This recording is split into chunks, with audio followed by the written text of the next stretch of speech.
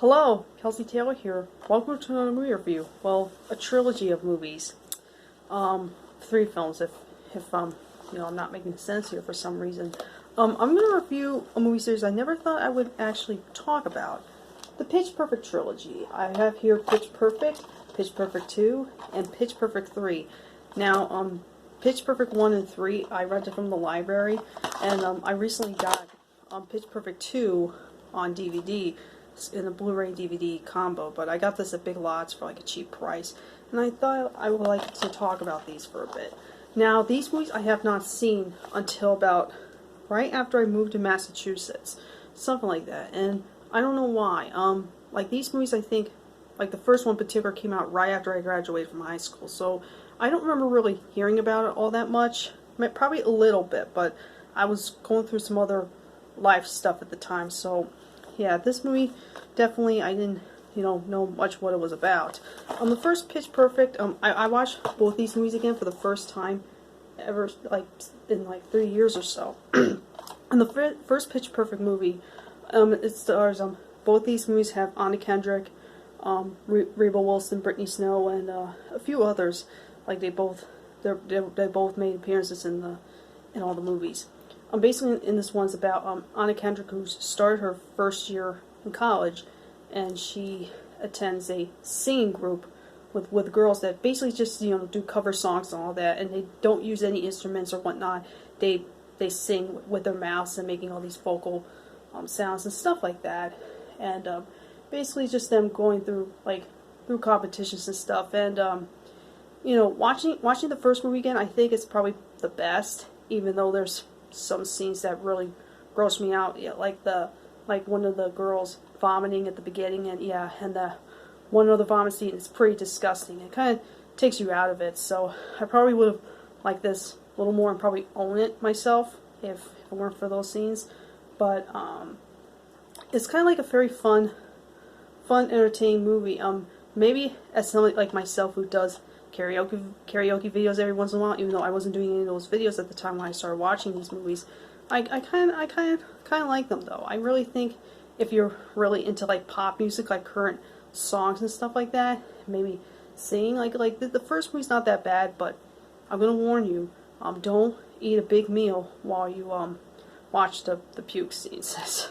Yeah, and then the second one I got because there was like a few repeats from the first film, except a little different, and kind of part two, I think, like I basically just have it because I think it was probably my favorite, but watching these both again, I think the first one's probably the best. The second one's not bad either. Basically, the girls, they're in their last year of college, and then during one of their performances, something happens and they get in trouble for it, but they have for one chance to redeem themselves in this other competition, and then there's this other girl who's starting her first year of college, joins the team, and that's pretty much what it is.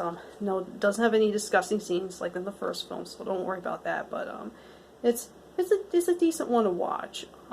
I thought I like the Pitch Perfect movies. I just want to have one of them, and probably part two's probably, I don't know. I think the first film, I think it's probably this one's comes as close as being almost as good, and it's still a lot of fun to watch. And the third film, I remember being kind of weird. Basically, they just graduated, they were out of college for a few years, and they came back together to do some musical performance, I think in Spain or something. And there's a plot with Rebel Wilson's father, played by John Lithgow, and basically they haven't seen each other in years. And if you've seen this movie and you know the opening, well, the opening is them singing the Toxic song and all that. It kind of opens up weird, like certain scenes. It came up like a spy movie in my opinion, and kind of unfitting for Pitch Perfect. So I don't know. It was kind. I remember being kind of not the greatest. I think it's probably my least favorite of the Pitch Perfect movies for that reason. But still, the performances in both movies, like the cover songs, are great. If you like any current songs that were popular at the time, they're just I think I would say probably watch part one and part 2, those are the ones I would recommend the most.